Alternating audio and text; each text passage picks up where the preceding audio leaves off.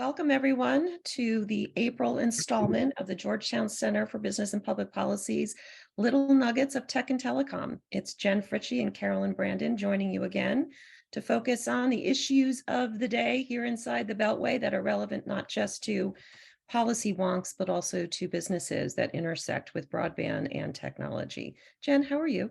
Good. How are you, Carolyn? Happy spring. I'm well. Waiting for winter to be over.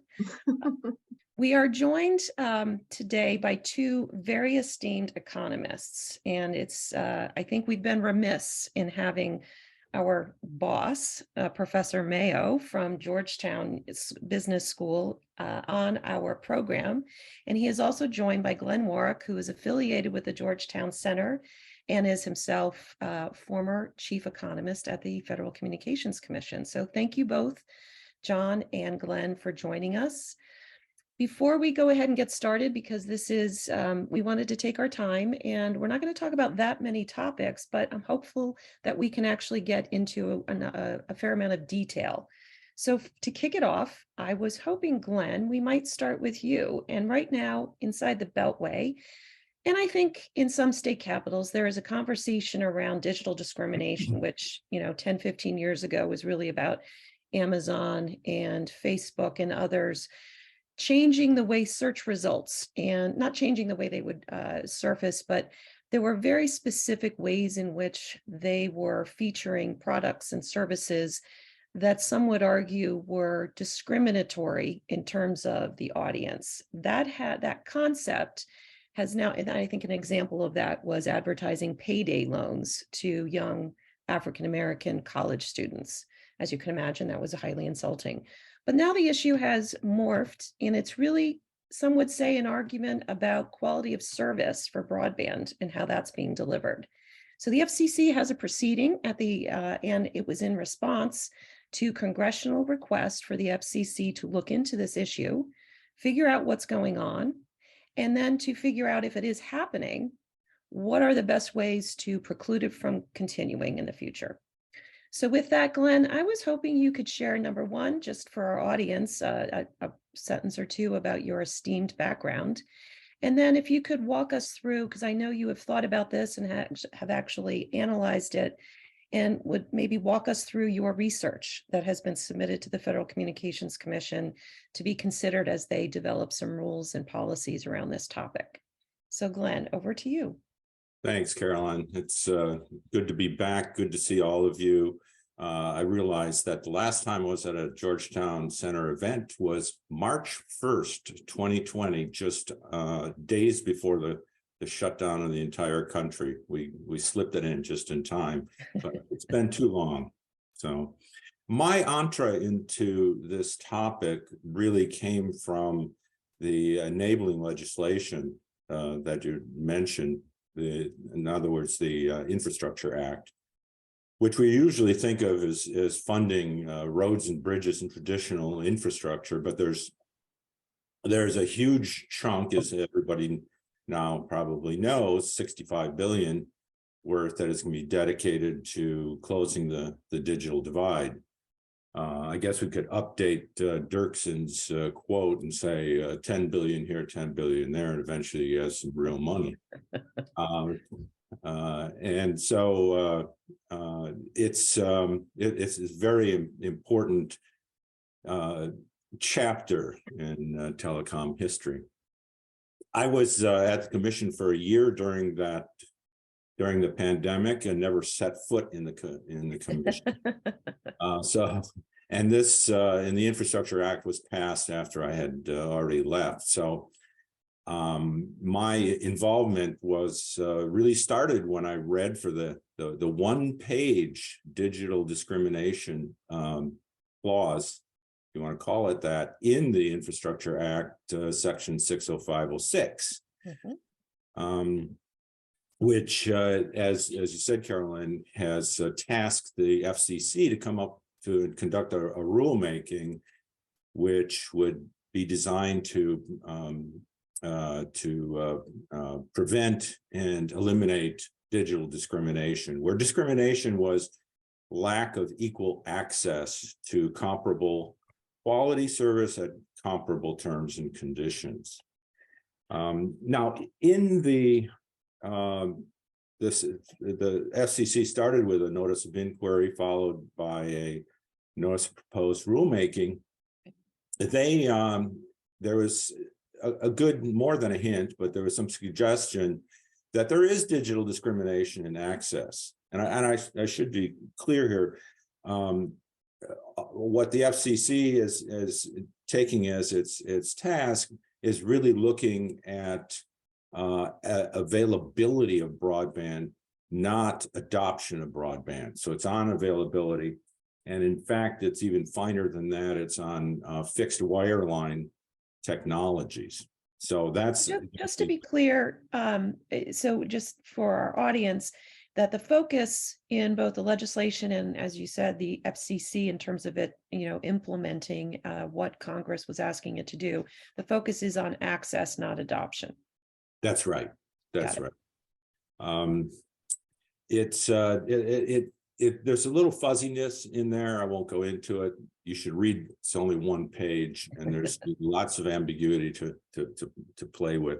So I looked at this question: is there digital discrimination? What I did was, using public data, calculated the reported availability of service where I defined it as 100 over 20, 100 megabytes per second down, 100 megabits, 20 megabits per second up as the threshold, and looked at the two, well, I guess what you'd call privileged categories, which were income and race. Divided income into two parts, below and above some multiple of the federal poverty guideline, low income, high income. In terms of race, white, as identified by the Census Bureau, which is white alone, non-Hispanic, and all others, non-white. So I asked the question, throughout the country, those two groups, high income, low income, white, non-white, what is the availability of 100 over 20 service? Okay. What I found is the discrepancy between the two is very small. In fact, non-white has a higher availability of 100 over 20 than white, although lower income has a slightly lower availability than high income. These differences are very small, or 1 or 2 percentage points. Okay, and they in fact are holding up over time as we look at different vintages of the data.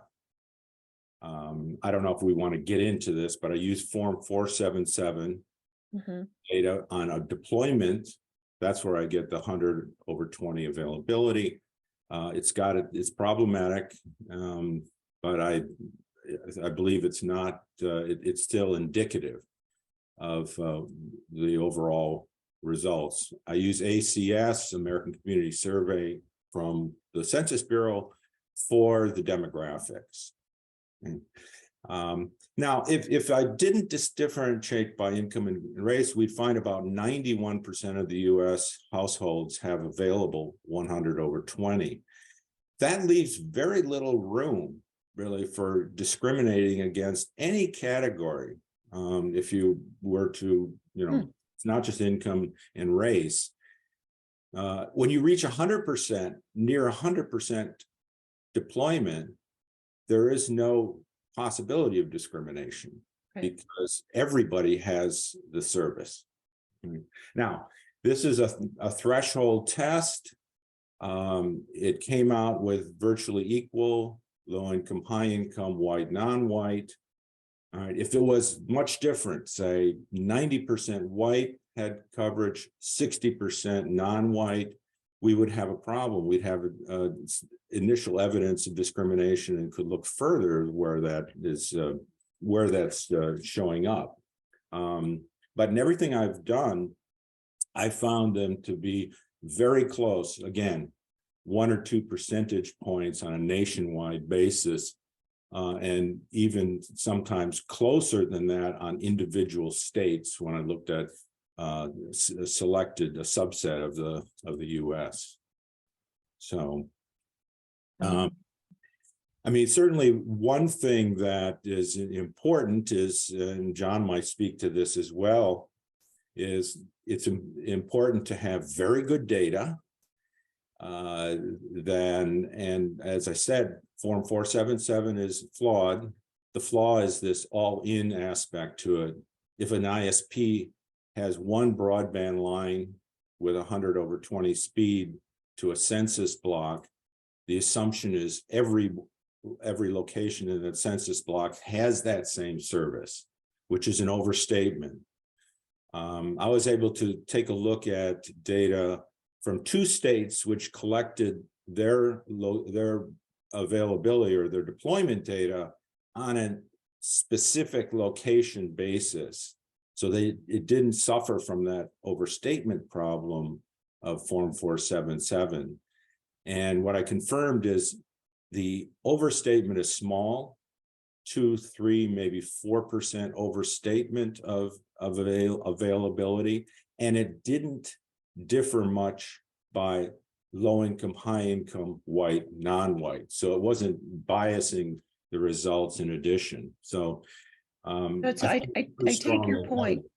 I take your point on the quality of the public facing information to be able to get at this. And I really appreciated that part of your study, because very often on discussions that are politicized, people will make, will argue that, well, you had access to data no one else has, so we can't really corroborate your results. So that I thought was a really strong feature of the analysis you did, is you did rely on all of these public facing sources of information. John, I think you also not only took a look at what Glenn's analysis, but I think you've also done a little bit of research in this area. And I was wondering, does your work corroborate what Glenn found? And curious the kind of information you looked at. Yeah, so well, Glenn's analysis is really empirical and data oriented. What I did in a recent economic policy vignette was to look at the economic policy formation process surrounding both the IIJA, the Infrastructure Investment for Jobs Act, sorry, IIJA is a little easier to say, both in general and section 60506, which Glenn referred to, which requires that the FCC develop rules that ensure that all Americans have an equal opportunity to subscribe to high quality broadband services. And when you think about the policy formation process, it's really, I think, important for a couple of different reasons. One reason is that the goal of universal service is not new. We've been trying to pursue this goal first in telecom and now telecom, including broadband, for a long time now. So it's not as though we're drawing on a blank slate here. As you look back as an economist to the prior efforts that have been done, though, I think most economists would say the efforts have been a bit of trial and error. They've been a bit scattershot, and there's a general absence of a systematic effort to rigorously do this right. And so it's really important to, at this particular moment, to not be scattershot, not do trial and error, but to do something right. And if we're going to pursue the IIJA's goal of universal service. The second, a second reason it's important is that the IIJA is huge. Glenn mentioned $65 billion. This is a substantially larger public effort than we've ever undertaken for accomplishing the goal of universal service for broadband. So it's a very important public policy process. And unlike Glenn's sort of deep dive empirically, which I think is quite important, what I did is to say, what might be the economic principles that would or should guide the policy formation process? And what I struck upon, and I'll try to be brief here, and we can pursue things if we want to, but what we struck upon was really four principles. And the first is that that we need to recognize, the FCC needs to recognize that we need to maintain private sector incentives for investment in broadband as we pursue the public part of the IIJA, because while this is going to involve billions of dollars of public funding for the pursuit of universal service, it has always been the case, and it will always continue to be the case, that billions of dollars, other tens of billions of dollars, are going to be spent in the private sector. So we need to be very, very careful that this does not become, in some sense, a zero-sum game. We need to maintain private sector and incentives for investment as we develop the public rules. So that's principle number one. Could I just insert? Go on, please jump in. Very quick comment that one way that you could damage those private incentives is, as an example, to come out with requirements that deployment at certain speeds be uniform throughout the footprint of the carrier, in which case it ramps up the it changes the return on investment calculation, because it's going to be much more costly and may discourage investment altogether. So just that's a really good point, Glenn. I think the second principle actually harkens back to something Glenn also said earlier, is that the broadband landscape is changing very, very rapidly.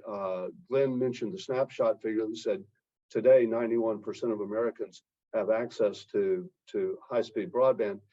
If you back up only half a dozen years ago, that number wasn't 91%, it was 64%. So we've had a huge change in the sort of landscape of broadband availability just in a very few short years. So it is really crucial for the FCC at this juncture to rely upon the most recent data available, data like the data that Glenn pointed to.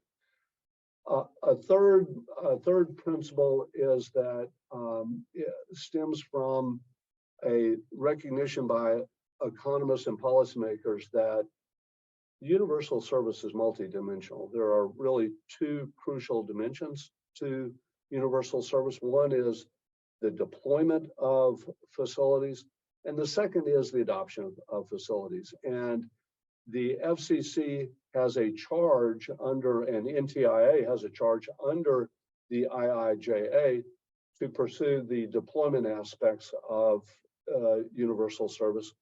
There is another whole other program, the Affordable Connectivity Program, ACP, that is dedicated to the adoption decision. And it's really important not for the FCC, NTIA, not to confound these efforts as it moves forward.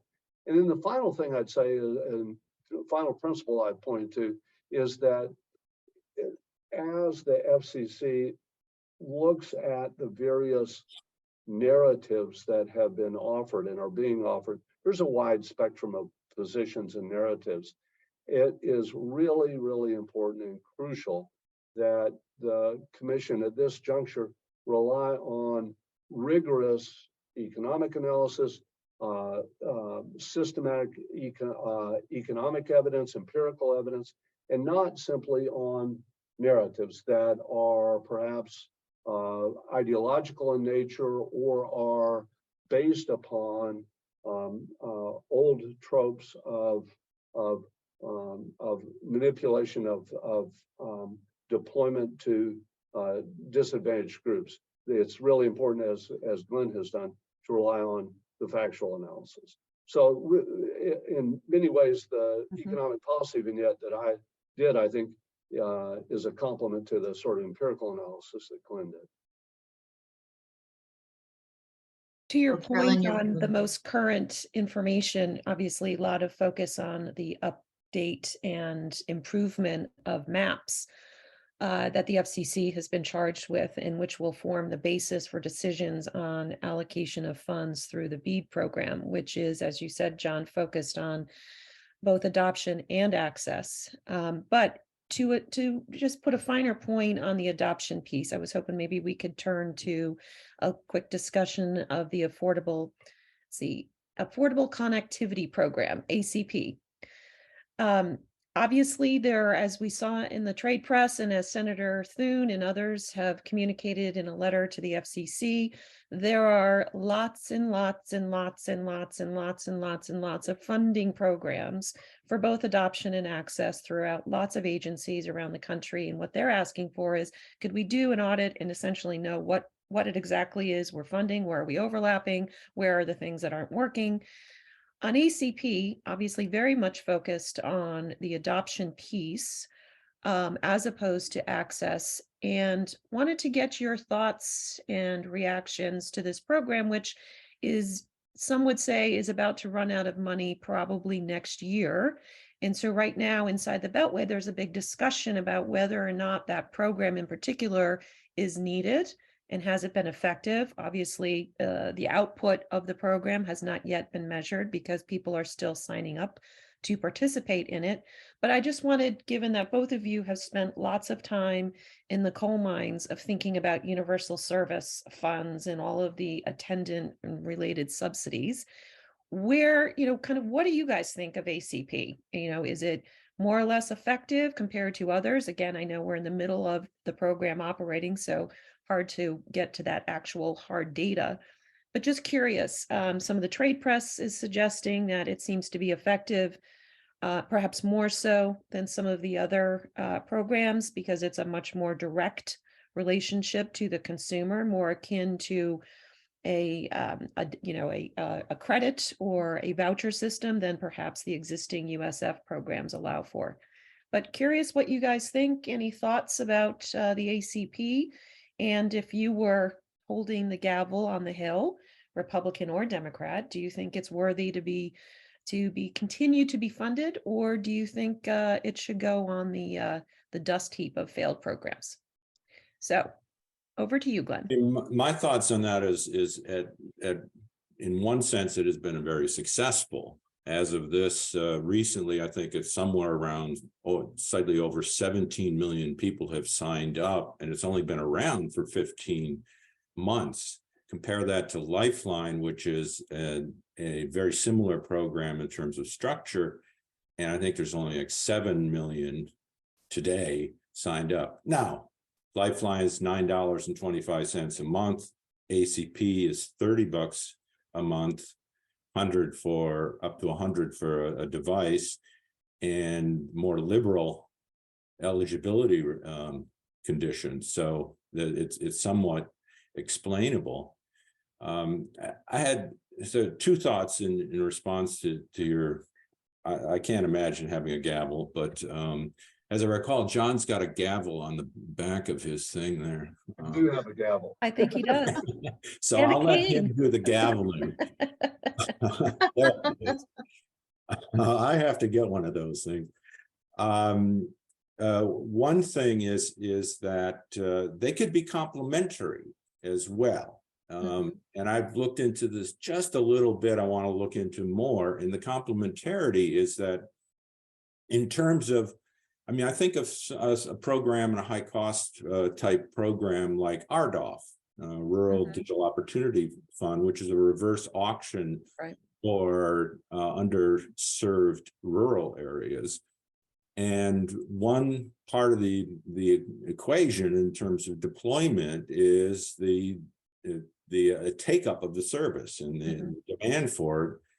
And it's one possible consideration that the willingness of the population of the market, consumer market, to seek out and take advantage of programs like ACPs could induce greater interest in deploying to those areas. And that would show up as in a lower cost in terms of a reverse auction. It's a really good point, Professor. So What do you might know what you're talking about. I don't know. I haven't done the numbers on that one yet. Really good point, though. Glenn, could I just ask, this came up actually ACP with the CEO I was speaking to yesterday on this fiber builder. And, his point was, why wouldn't we go after this given the, subsidies coming toward it? But you mentioned Lifeline, that had mixed reviews for the carriers, just putting on the business side. Like Sprint, I think, was very exposed and then suffered tremendous churn from that. I mean, how do you think of that if you're one of the carriers or fiber providers? Is it kind of a double-edged sword there? Well, Lifeline had a lot of problems that hopefully they have fixed with ACP. For instance, using the national verifier to sign people up, which was, until recently not available for Lifeline participants. And I also think that the amount of money involved is, if it continues at this pace, is significantly different. It's significantly greater and a bigger incentive for providers. Whether it could justify putting fiber out to a farmhouse is another story. John may not get that fiber that he would like in Western Maryland. John, what are your thoughts? I know you typically suggest from an economic perspective, you want the solution to be as narrowly targeted as possible for the problem. Do you think ACP falls into that category potentially? Yeah, so just to your earlier question and then this one, it's early on the ACP. It seemed to have been developed in a sort of boots and suspenders sort of kind of way, based not on, let's say, a systematic analysis of what will work, what particular levers in the program will work or not work. That said, I think the commission seemed to rely maybe intuitively on some things some lessons and some learnings that have happened in the past. So that may be responsible for the really positive numbers that Glenn referred to. So for instance, prior economic research has shown that promotional efforts matter, and the FCC is all in on promotional efforts. Prior research, some of what that I've done has shown that the more pathways or portals there are for people to sign up will make a difference. It is important to eliminate, in some cases, let's say, auxiliary constraints. So in this particular instance, the idea that someone can both have a monthly subsidy and some financial assistance for getting a laptop to complement that may be making a big difference. And then, as Glenn pointed out, the magnitude of the benefit is larger here, and the economic research on take-up rates of social programs has routinely shown that larger benefits naturally provoke larger take-up rates. So I think the early indications are pretty good in this way. I think this is going to be a lively area of economic research that's going to be happening in very real time. Why is it that the take rate for the ACP is different in a particular county in West Virginia than in Florida or Wyoming? We're going to be doing those, the economics community will be doing the research to find out what specifically is driving the successes and failures of this program. But it's ongoing work, just up and going. And it sounds like we might have a topic and 2 guests to feature later this year as we come back to this. Exactly. Happy to. I might add one data point in that take up, the participation rate of ACP is about 33%, even though it's only been around 15 months, whereas Lifeline is down below 20%. Interesting. The open question, though, to address the refunding issue that is coming up is it really closing the digital divide? Is it getting people on board that haven't had connectivity connected and keep them connected? And is it the ACP that's responsible for that? I think that remains an open research question.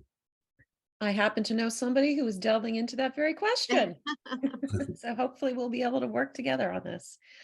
I see that we are, I see, Jen, I think you and I were correct in having a very small number of topics because we did want to get into them in more detail than we normally do.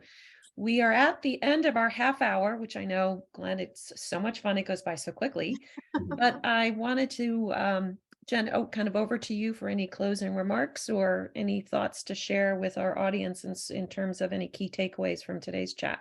No, I think this is so interesting, the inside the Beltway, because in my day job, I'm dealing with fiber builders all the time. And these are open questions that just seem kind of more black box-ish, and they don't understand the impact on the business. So this is extremely helpful for me to kind of revert to those fiber owners and builders with what I learned. So thank you both.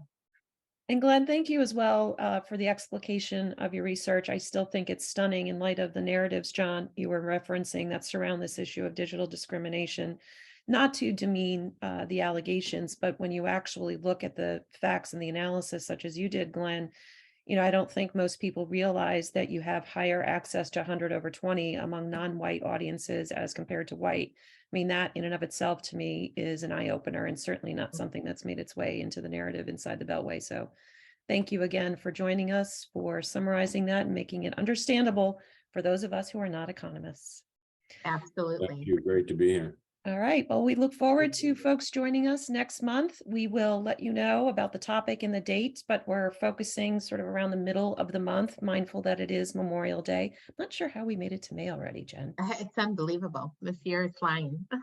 So thank you all very much. Thanks to everybody in the audience for joining us, and we look forward to seeing you next month. Jen, it was great to see you. John, Glenn, thank you both. Hi, gentlemen. Thank you, Carolyn. Absolutely.